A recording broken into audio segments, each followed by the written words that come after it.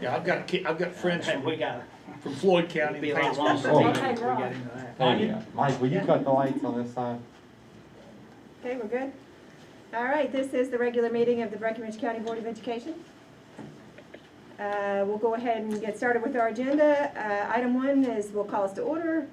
Recognition of guests. We do have a few people here. Roll call, all the board members are here. Any agenda revisions or additions? No, ma'am. Routine consent actions is approve the minutes from the regular meeting, March 10th, 2021. Approve the treasurer's orders. Approve payment of bills. Approve to apply for the FRYSC state supplemental grant. And declare technology equipment as surplus and approve disposal according to the KRS regulations. So moved. Joy makes a motion. A second. Mark seconds. Any other discussion? All those in favor? Carry that one. We'll move on to student presentation and recognitions. We have several recognitions that I'm very proud to announce tonight. I'd like to congratulate our Lady Tiger basketball team for defeating Meade County last month and winning the 2021 district championship. The team advanced to the region semifinals, and what a team it was. And it was the region semifinal game against Apollo. We fell short by a point, but I got to give it to the girls. That was one of the best high school basketball games I had watched in several years. So congratulations to the Lady Tigers on a fantastic season. Congratulations to BCHS basketball player Aaliyah Mucker for winning the KABC 3rd Region Player of the Year award. Aaliyah also won the Homers Radio Network 3rd Region Player of the Year award. Congratulations to HES teacher Mrs. Ashley Norwood for being named the first digital learning coordinator for the school district. Mrs. Norwood will begin her official duties on July 1st, 2021, but she's already deeply involved in the planning stages of our school district's virtual learning program next year. Congratulations to Dr. Michael Broadbent, who's in attendance, for being named the next Chief Academic Officer of the school district next year. Dr. Broadbent has served as the principal of BJES since 2011 and will begin his official duties as CAO on July 1st, 2021. Congratulations to CES Principal Mrs. Renee Wright for being inducted into the Kentucky Women in Educational Leadership 4th cohort last month. Congratulations to our 8th grade Lady Tiger volleyball team for finishing their season with 10 wins and 4 losses and advancing to the Final Four of the GRVC tournament. Congratulations are also in order for the 7th grade Lady Tiger volleyball team. They finished the season as GRVC conference runner-up. Congratulations to the Fighting Tiger archery team for winning the 2021 KHSAA Region 2 championship. And congratulations to 10th grade student Caden Lucas for being admitted into the Carroll Martin Gatton Academy of Mathematics and Science at Western Kentucky University. Caden will attend the academy during his 11th and 12th grade school years. Caden will be dual enrolled at BCHS and the Gatton Academy during that time. He was one of 300 applicants for the academy next school year, and only 145 of those applicants received interviews. And that concludes recognitions. That's very good stuff there. Item 4, discussion and action items. Under A, instruction and curriculum would be the Head Start report. Good evening, everybody. Hello, Jerry. Hey, Jerry. Well, in March, we had a successful month on the AV schedule, and we were very excited to bring them all back 4 days a week, starting this week, and it's gone very well. We held registration along with kindergarten last month. We had a light turnout, but that's not unusual for spring registration, so we're looking at ways to schedule more registration days at the schools, plus rolling out our online registration option. Also just found out that we did great on our federal review. There were no areas of concern, which is good news. So, yes, I want to thank Tanya and Michael and all of you I'll for vote your Tanya help. in next time. So whoever wants to go next. Yeah. Can she not continue? Well, she can, There yes. you go. Well, there you You go. all can decide that, yes. So I was very happy to get that news. Michael, note that in a minute. As long as I can get somebody else to do mine, that'll be fine. Take it. That's my report. All right. Any Second questions item. there? We'll move on to review and approve the Head Start COLA. We have the opportunity to apply for $13,760 in additional funds that will go toward our salaries for Head Start. So I just need your approval. Joy makes a motion to take some money. Second. Rick's gonna beat you to it. That's good. Any other discussion there? All those in favor? Apply for that baby. Great. Thank you very Thank you. much. Thank you. Thank you, Jared. Thank you. We'll move on to the district transition readiness report. I mean, Mr. John Miller. Hello, guys. Hello, Good John. to be Hey, back John. with you. So I just want to kind of give you an update, as I do each quarter, as to what's going on with transition readiness. Not in the not too far past, we met again with Meade, Grayson, Hancock, Cloverport, and a representative from ECTC, where we have to review our comprehensive local needs assessment so that we look at the needs in the communities and in the workforce and decide what is going in our Perkins funding application, which is due May 1st. So I'm right in the middle of all of that. There are 30 state-approved pathways that already have a post-secondary partner. If we use those, we don't have to do anything. But we have one pathway that's e-commerce that is not state-approved. So we had to go in with and create our own locally created program of study. So I did that, worked with ECTC, got that sent to KDE just today, yesterday. So we're waiting on that to come back. All that has to be put into the Perkins funding application and submitted before May 1st. Talked with all of my teachers, and they are working this week. Talked to them a while ago, but due this week is their wish list of items they would like to use Perkins funds for. At that point, I meet with them, talk to them, how important is it, do we have the funding available, and so forth, just to decide how to use that Perkins funding. And then we'll also be traveling the conference this summer that was canceled last summer, is back on this summer, so we'll be going to the state CTE, Career and Technical Education Conference. Also, this next week, we are doing our end of program assessments. Only seniors are taking it this year, but because of COVID and the whole thing, usually if you've taken 2 classes in a pathway, you get to take the end of program assessment. It's only seniors this year. We have 57 total, 48 at the high school and 9 at the ATC. I'm in the process this week of calling seniors who are on remote and haven't been in school. Some have already got enough credit hours to graduate, and trying to do my best to coerce them into taking off work and coming in to take an end of program assessment. So I learned very quickly to call their mothers maybe instead of the student themselves. I seem to be having some more success. So of those 57, we'll see who shows up next week, and then we'll try to do a redo. Something I'm really excited about, and we haven't even really got started, is one of my goals was to get more and more work-based learning kids out of the high school as seniors, going out in real-world experiences. And a lot of that doesn't occur until the school year starts. But I just want to give you an update that in agriculture, we already have 4 scheduled for next year. In business, we have 2. IT, we have 1. In our teaching and learning, we'll have 11. Health science, we'll have up to 46. That's nurses, aides, medical, because the new phlebotomy, I'm not saying they all will go out, but they will have the opportunity to at least go out, take blood, do that type of thing. Welding, we already have 2. Auto, we already have 2. And then we started something new called Tiger Works. And so there are some kids who they get college ready. So they don't necessarily need a career pathway because they scored a 30 on their ACT. So they don't have to worry about taking those classes because they're transition ready due to their academics. Well, we've decided to allow them to go out and get a job. They have to meet certain criteria, but it doesn't necessarily have to be in their field.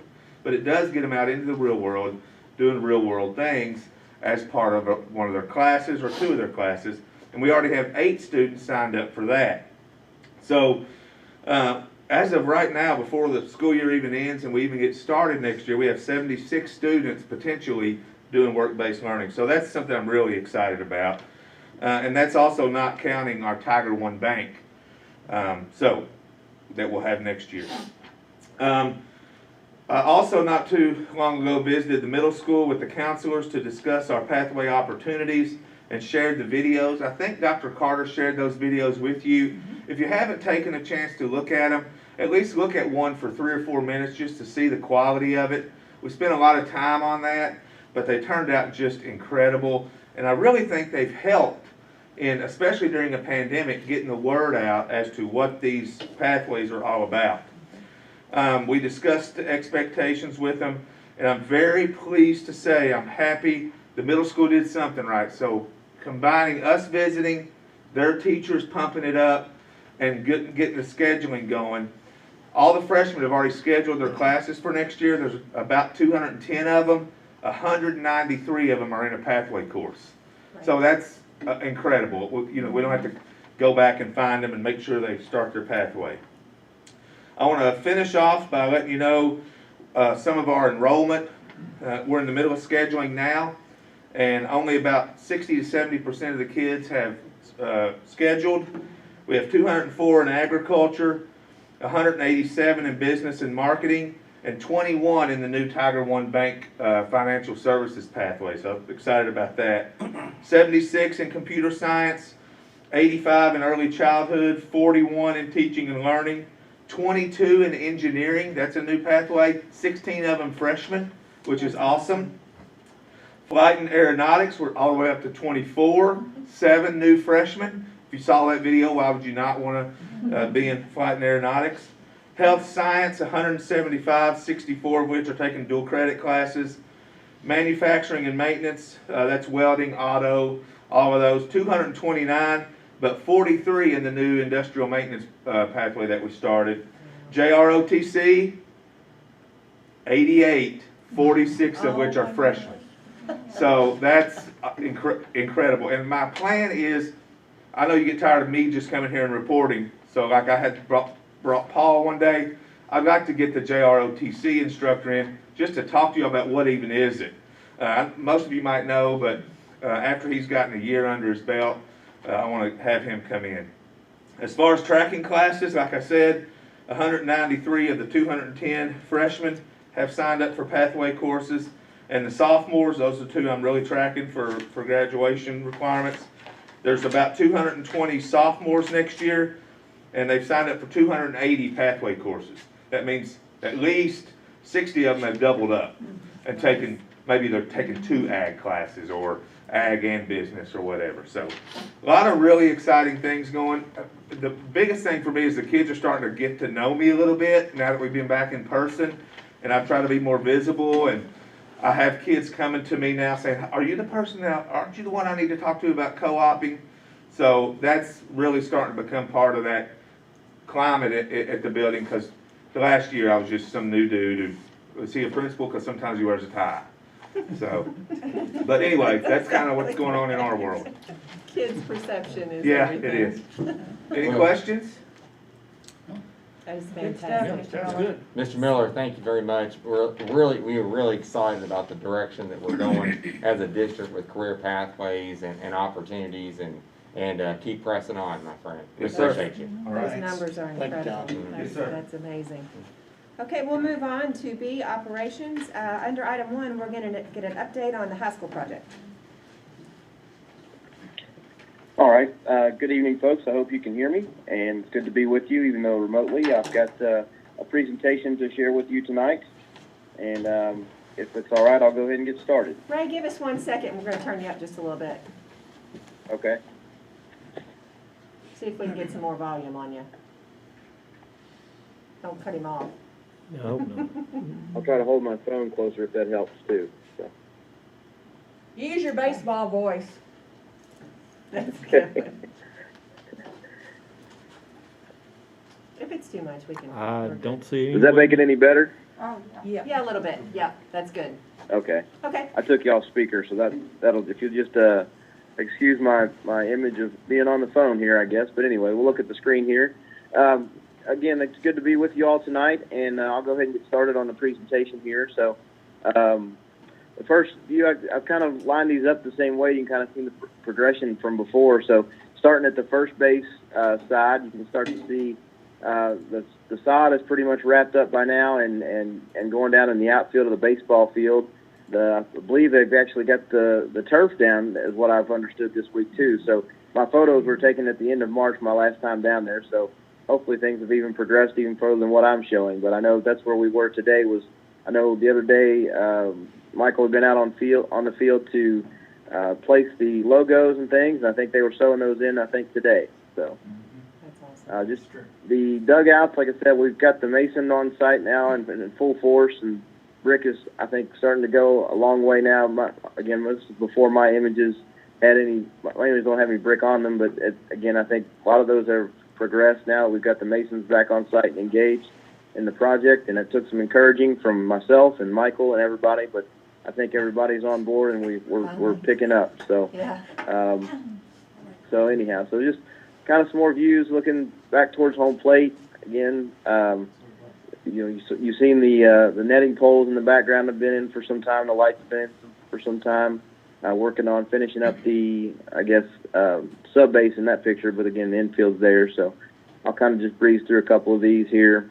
Third base side, this was where they were putting the curbs in, and again, I think the brick on the dugout is further along than it is. We're working and pushing the roofer to get the wood structure complete so they can get the roof on here and get dried in for a lot of the buildings, so we can start doing some of the interiors work. So I'll just kind of buzz through these photos if you want to, and just I think a lot of these have been updated, but some big things happening. The scoreboard structure was up, and I know they're going to start putting the scoreboard up and getting that going.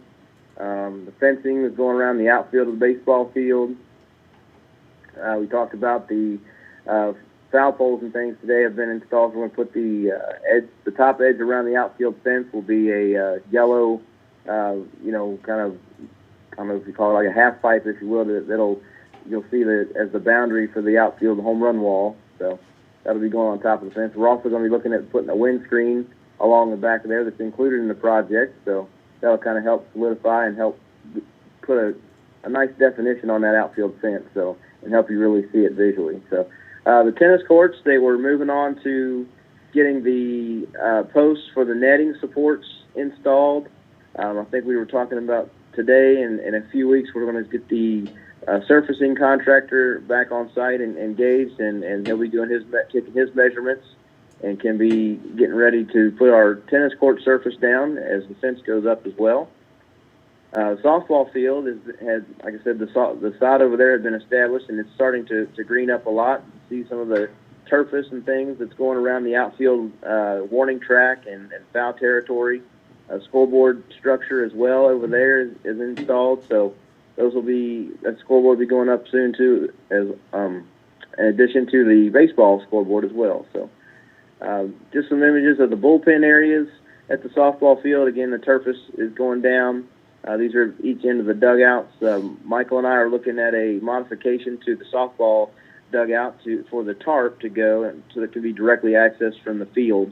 So we'll have to probably relocate a couple fence posts, but I think that'll be a minor adjustment for them to be able to do. But I think in the long run, that'll be a good move to have the tarp right directly accessed to the field, as opposed to behind the dugout where we were previously planning it to go. So again, just some other images, through the softball field and progression. I want to kind of get towards the concessions building, if I can. There we go. So the first view of the concessions building, you can kind of see the masonry is all complete. I know they're working now to get the roof trusses on and really pushing to get the concessions building and restrooms building under roof and dried in, so that the mechanical contractor and electrical contractor that we met with today can get in there and get their work started and moving quickly. So in this first image that you see on the left-hand side is where we'll have the logo for the Breck Strong logo, and they'll have the Breckinridge County Athletic Complex as the kind of the signage that we've developed with Michael, and again, the kind of the large B with the Breck Strong logo kind of be towards the left-hand side of that image there, on left of the breezeway. And then in the corner on the right-hand side, I don't know if you can see my cursor, the window that's the window into your ticket office. So that's where the tickets will be taken, and there'll be a sliding glass window on two sides of that, so you can have access from both corners, if you will. So backside of the concessions building, you can kind of see the colonnade that'll be outside, where again the kind of concession area where they pick up food around the corner, and then there's a window so the workers can be able to see the softball field and watch games while they're working as well. And then on the right-hand side of the image is where the entrance to the restroom will occur. So moving inside, some really exciting things on the inside. The auditorium seats were nearing completion when I was down there. I imagine they're probably just about wrapped up on that. They'll be moving to getting some of the carpet installed here soon once it gets on site. So the seats look really sharp, look really nice. got the Breckinridge maroon color in there, so it looks really good. Good job, Ray. I thought you'd appreciate that. I'm paying attention. I'm learning. So the one image I've got up there now is kind of the intermediate, what I'll call new wheelchair accessible seating area. So now instead of having people that are in wheelchairs and having to sit up front and close to the stage and kind of in an uncomfortable position with their neck angle, now they'll have a chance to be able to sit more comfortably and roll right into those spaces in between the seats and be able to watch a show without having to feel like they're strained, looking up so much. And then we've got another section of these in the back of the auditorium just to kind of fulfill our ADA requirement as far as how many we have to have based on the capacity of the space. So, and then, like I said, I think one of the last images here I just have of the seats, you can kind of see again that Breckinridge maroon and how sharp that's going to look when we get it all finished. So a lot of things going on and a lot of increased effort, I know, in the last 10 days or so out there. And that's,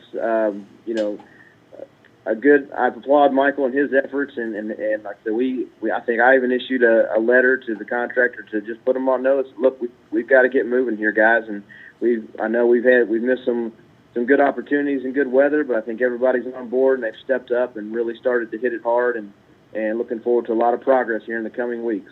So, all right. So. All right. Thank you very much. Right. Thank you, Ray. Okay, you all have a good evening. Thank you. Thank you. We're going to move Bye-bye. on to item 2, which would be discuss and review the CMTA air purification project proposal. We have Andrew Servant on the line, and see if we can hear you, Andrew. How's my volume sound? You're good. All right, let's see if I can keep the screen pulled up. Got it? Is that showing for you all? Yes. You're up. Excellent. So I had 2 items to share with the board tonight. Appreciate the opportunity to talk with you all and give you this update this evening.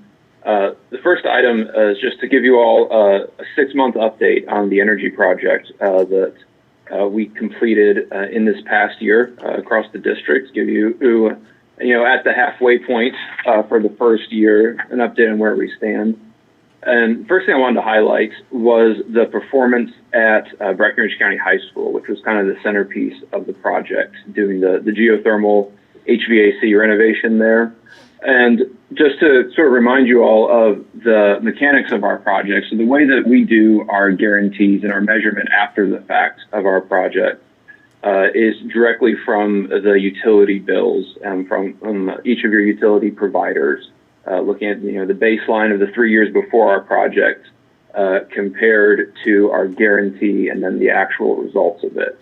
So these little 3-line charts are what it looks like in our tracking sheet as we follow month-by-month performance of all your facilities. So you can see these orange lines here show the baseline from the 3 years prior to the project at the high school. And the blue line here, that's more in the middle, is the guaranteed performance of the school. And these green lines are the actual performance. So on these charts that we're looking at here, lower is better, because that means that you use less energy, which has lower expenses and all around a good result. So as you look at the 3 main components at the high school, electric use, which is how much electricity you use every single month. Electric demand, which is the peak of your electricity that you use, which is another component of your bills with MEAD, RECC, and then the amount of natural gas used from Atmos. You can see in the first 6 months of this project, we are tracking lower than the guarantee in all 3 of these, and the cumulative value to this point is about $82,000 in utility savings alone. There additional benefits to the project like maintenance savings and things like that, but in utility savings alone, excellent performance at the high school with the system, the new geothermal system there. You can see the energy use is down by well more than half, and I particularly like this natural gas chart down here. You're using less than 10% of the natural gas that you used to with the old system that you had. You know, we're coming out of the winter months, so the remaining 6 months of this calendar year will barely move the needle on that point. So I think that these are exciting results, and we just love to see, you know, these actual like measured outcomes to our projects. Looking at it from a district level, so this is, you know, taking all of the schools that we did work in, you know, the new rooftop units at Custer and LED lights across the district. You can see we're tracking in a very similar path across each of the utilities. So at the 6-month mark, we are tracking about 15% ahead of, you know, of the pace that we would need to be to hit the guaranteed number at the end of the year. So, you know, all those excess savings from this project are just general fund savings for the district going forward. So that gives you additional flexibility for whatever other needs or unexpected circumstances might arise.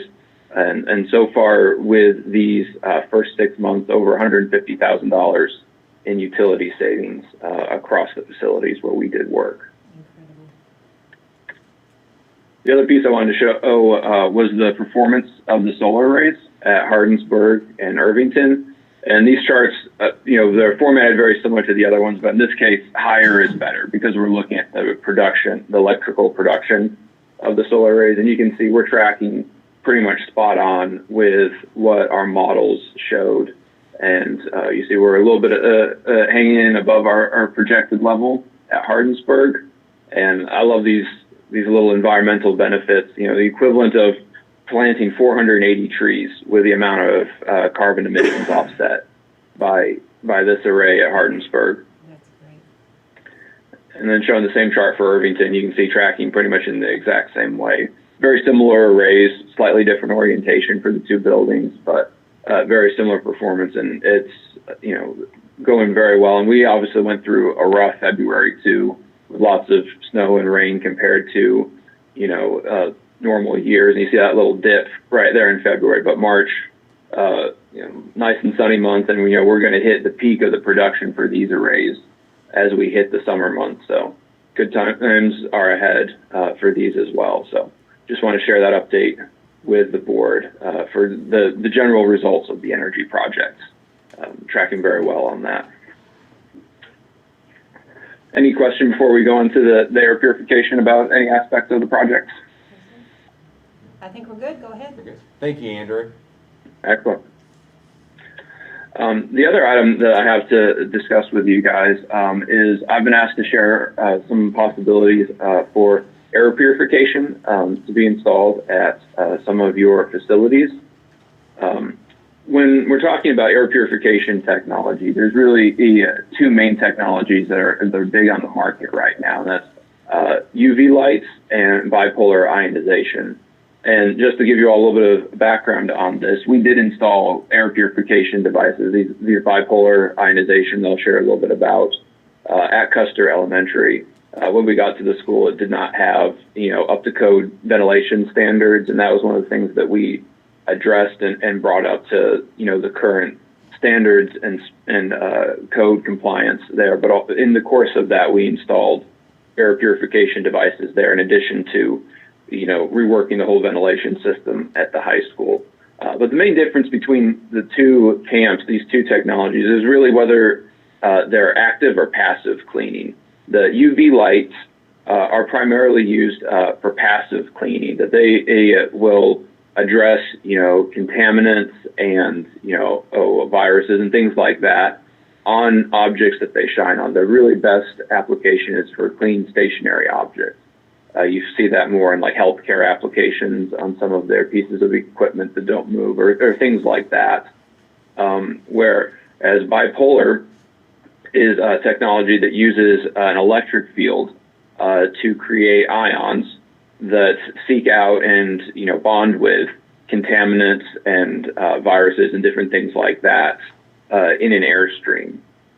So it creates these charged particles that actually can be carried through the airstream of your HVAC system to the individual spaces where your occupants are both to clean up the air that's coming back from those spaces, but also to come in and clean the air within those spaces too. The other kind of aspect that separates the two is the ongoing maintenance requirements. So with UV lights, you have to periodically replace, the light bulbs, the light sources for that UV, whereas bipolar is wired into, a power source on your HVAC unit, and just generates an electric field whenever the fan of that unit runs. So there's no moving parts and there's no ongoing maintenance required. Has an expected lifespan of somewhere around 10 years. There are some studies that show it's longer than that, but manufacturers will consistently claim 10 years. And that's giving you all a little bit of background on CMTA projects, both on the energy solution side and our design office. We generally recommend and spec bipolar ionization devices when we're looking at options for air purification in different spaces. And as we discussed earlier, Custer Elementary had bipolar devices installed in both the new and existing rooftop units throughout that school. So speaking with Michael and Dr. Carter, they asked me to put together an estimate of what it would look like to install devices like this throughout the remaining facilities that don't have them. So reviewing, your existing drawing plans and, our recent history with purchasing and installing these devices, put together estimated counts for each of the types of equipment. Here, this picture shows you, depending on the size of the unit, which one of these sort of devices. It's the same technology, just coming in, different packages for different sizes of equipment, and put together rough estimates to be able to share with you all and sort of look at what it would take to get air purification installed throughout the district, really. And looking through, we've not secured a formal quote for this piece of equipment, but going off of the history that we have, I would expect somewhere in the $250,000 to $300,000 range to get full coverage throughout the district. And as we sort of proceed in this discussion, if this is something the district would like to pursue, then CMTA will be able to reach out for formal quotes and give a firm number and pursue that path further. But this table over here is from the literature for these devices. So this is a particular model of it called Global Plasma Solutions GPS devices. And based off of various third-party testing agency, you can see that they have measured and looked at rates of reduction for common viruses and pathogens and things like that, including COVID-19. So as obviously COVID is a relatively new problem, and so all of these manufacturers are, looking to get updated information and test all of their equipment on. But you can see the rate of reduction based off of this testing agency's findings is very high, and that's obviously not something that they can guarantee, but those are findings, and the latest studies show very high effectiveness for this technology and being able to clean air in places that have COVID-19. So if this is an option that the board would wish to pursue, and I'd be happy to answer any more questions about the technology or about what it would look like to actually physically install these. But with a notice to proceed, CMTA can secure quotes for the material and for the labor to get these installed at all the remaining district facilities. We would then look to update all of the KDE work associated with this, which could be approved at the coming board meeting. And at that point, we would then be able to order the materials, and about 5-week lead time is what we would expect based off of our recent projects where we've purchased these materials, which would give us plenty of time to get these installed throughout the district fairly early in the summer months, definitely before classes start back up in the fall. So that's a very high level overview. If there's any particular questions about, the technology or what installation would look like, or what other options are on the market, I'd be happy to, have that discussion with you all. You guys have any questions? Michael, do you have a copy of this? I can get it for you, sure. I'd like to make a motion.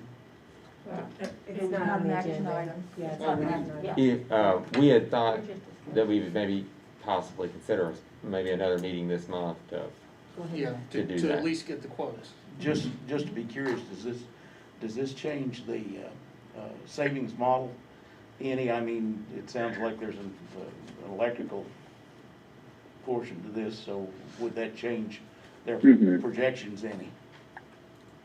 That's a very good question.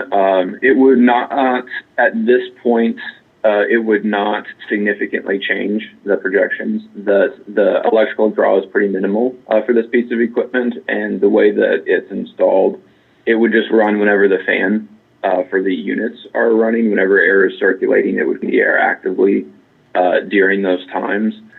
Based off of the fact that the HVAC systems for these schools has already been designed, it's sort of set at this point. These sometimes are used to reduce the amount of ventilation air required by code in buildings, but based off of the way that your buildings are running and the performance that we're seeing, I don't anticipate, reducing ventilation in any way. I think that is currently at a very good level for all of your facilities, and this would just be an additional layer on top of that. So I would not expect it to be detrimental to the energy savings. I think it would be pretty flat. Andrew, would you mind? We would not adjust. Let me just add, we would not adjust our guarantee in any way if we chose to go the route of installing these. He and I already had this discussion. Andrew, would you mind to send me a copy of this presentation, and I'll make sure and forward it to our school board members? Yes, absolutely. Thank you. Other questions? Have any other questions? No, tell him I like it. Andrew, I like that library you got behind you. Thank you. We are big readers in this family, so we're happy to have. Most of these are kids' books, but we have the adult library in other places. So how about that? Can't have too many adult libraries. Can't have too many libraries. Yeah, got the nice Winnie the Pooh selection right here. So for your reading pleasure. I love it. Andrew, thank you for joining us. Thanks for the work you've done with this, and we will certainly be in touch. Thank you. All right, I appreciate it. Thank you all. Thank you. We're going to move on to item 3, which would be approve the elementary and secondary school emergency relief fund 2 assurance and spending plan. That'd be Michael. It's hard to follow the Winnie the Pooh selection. I'll do my best. First of all, anytime you do these assurances, it's just basically telling KDE that we're going to follow all the rules. And we do that for several different grants that we have. And this is no different. So we put together a spending plan as best we could for the second allocation, this ESSER 2 money that's come down. And I will have to admit, it's been a job to identify allowable costs and to try to put the district in the best position possible and utilize these funds in the best way. There are really 4 areas that we kind of looked at. Loss of learning, instruction obviously was a big area that we looked at. Certainly adding technology to the district through additional Chromebooks, educational software. For example, Edgenuity was one of the softwares. We've added some software to the IT group so we can for virtual and those kinds of things. So that was a significant investment. And Ms. Gedling actually negotiated a 3-year term for Edgenuity. We're going to bring that in. I think we discussed this a little bit, and we were able to pay for all 3 years with this ESSER 2 money. So I was really excited. Continue with that loss of learning. Summer Learning Academies has been huge. We feel confident that we can fund these for this upcoming summer and the next. And obviously that's been something that's been pushed by the Department of Education as well. So really excited about that. You just, the other area that we're looking at is obviously air purification. Ventilation, we just said through that presentation, and we're looking to get some pricing on it. We've got some estimates at this point that I've worked with Andrew on. But we're hopeful we can maybe get that done. The third is relief effort. And I say relief effort to try to help offset some costs that the district has currently to try to better our financial position over the next 2 or 3 years when we come out of this relief funding. And, you know, some of the costs we've looked at are IT costs. We're going to try to offset some of those costs that we would normally pay out of our general fund. Certainly custodial supplies. In this past year through CARES Act, we have just revamped our custodial supplies, our equipment. We've been able to replace virtually everything. And the equipment, custodians have been really excited by that. We want to continue to offset those supply costs going into the next couple of years. And sanitation is certainly going to be a big deal, even as we come out of vaccinations and those kinds of things. We're still going to have to really look at sanitation efforts.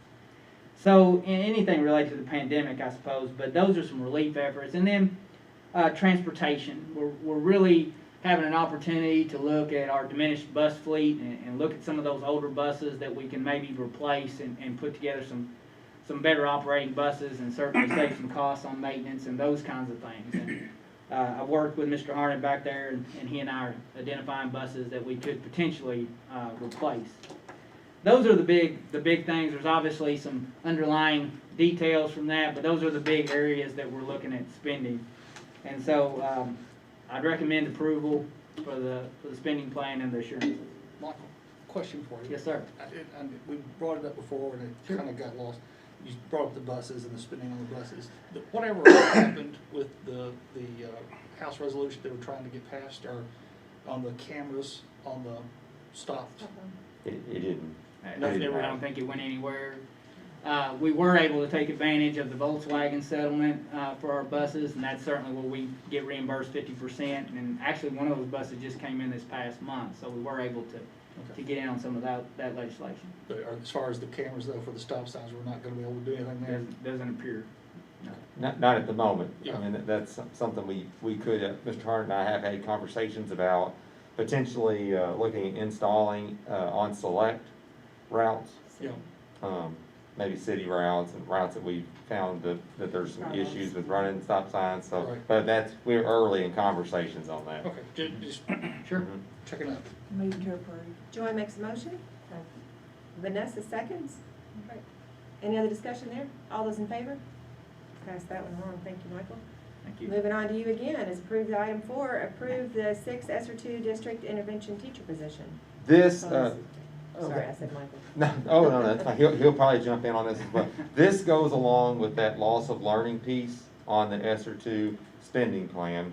And what we're proposing is that we provide each school in the district one additional certified teacher to be focused on intervention work all day, every day, 5 days a week. The next, at least we're at this point, we're looking at a 2-year commitment, and these folks would be solely focused on working with students that are encountering learning difficulties and have had loss of learning, and that's in addition to our ESS plan that we currently have.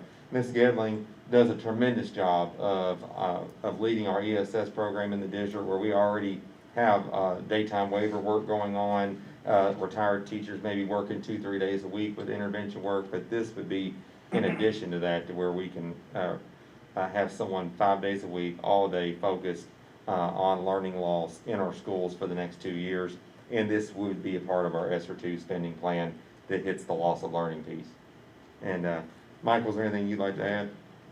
No, like Dr. Carr said, main thing was the 2-year only, and certainly we have ESER 3 coming down the pike, and we're trying to figure out ways to use that, and this could be an extension as well. Use those funds for an extension. Mark makes a motion, Second. and Rick seconds. Any other discussion there? All those in favor? Pass that one on. Item 5, review the Senate Bill 128, which is the supplemental school year program. Okay, Dale, I fixed up just a little light presentation for you tonight. I just want to review the supplemental school year program in Senate Bill 128. It's not anything for us to decide tonight, but I just want to make you aware of this. So, I'm sure you're aware that the General Assembly passed Senate Bill 128 in this past legislative session, and Governor Beshear signed it into law. And what it is that it provides an opportunity, if a district so chooses, to allow students to have a supplemental school year for next year. And so here's a little timeline of how this works. It's a very quick turnaround. May the 1st is the deadline for students to submit a written request to have, and what they're calling it is like a do-over year, to have a do-over year for next year. And then school boards have until June the 1st to decide whether they're going to approve or disapprove. Now, this is an all or nothing type deal. If you have 25 students apply and you want to do it, then we do it for all 25 or we do it for none. And then June the 16th is the deadline for districts to submit a plan to the Kentucky Board of Education. A little bit about it, Senate Bill 128 as far as accountability. If our school district elects to do this, students must take those end of the year assessments for the grade in which they're enrolled. So, for example, if you have a junior at the high school, this year that junior took the ACT as far for state testing, and if they were to have a do-over year next year, they would take the ACT again as a junior.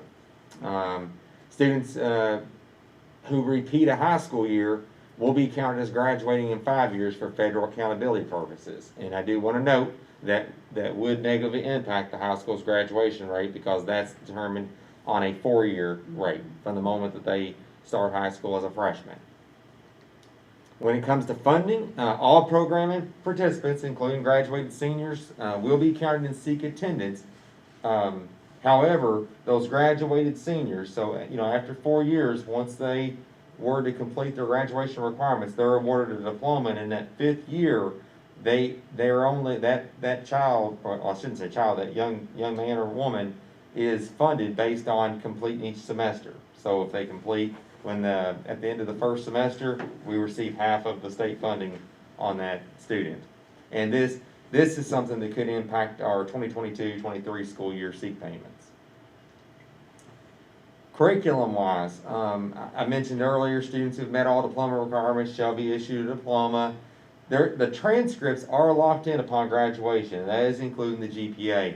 So basically, the court, if they do a do-over year, the students they would have to take the classes that they had the year before, and it'd be like an auditing. The only way that the grade would change on the transcript is if, for example, a student failed Algebra 1 this year, they did a do-over year next year, and they passed Algebra 1 with a B. Then they could change the grade. On the other side of that example is if the student made a D in Algebra 1 this year, did the do-over year next year, and made an A, they would keep the D on their transcript. Graduated seniors that come back for that 5th year, they're not eligible for dual credit or work-ready scholarships. And those graduated seniors, if they were to come back for that 5th year, they would, and take, say, college classes during the day, they wouldn't be eligible for the dual credit rate, which is a discounted rate. They would have to pay the full college tuition rate to be able to do that. And that's, Now, Nick, is that our rule or is that the state rule? that's the state. Okay, I think that needed to be Oh. put out there. Yes, everything that I'm telling you tonight is the state from state guidance that was released, I believe, earlier this week. And Ms. Gedling, if I speak out of turn, feel free to speak up. I know that you reviewed this as well. Our special populations concerning it, IDEA funds cannot be used once a student turns 22.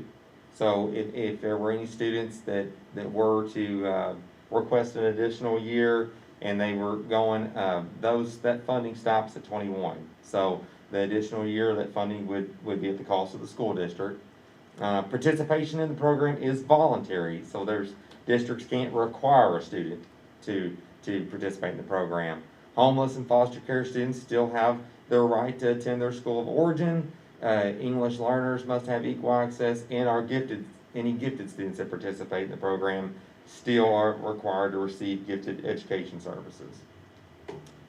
Preschool does not apply to this law. It is a K-12. It only affects K-12. Athletics, which you probably read about in the news, it's been a really big issue. The age requirement for KHSAA participation in sports have not been waived. So a high school student, if they turn 19 before August 1st, they're not eligible. So if it's a fifth year senior and they're 19 before August 1st, they're not eligible.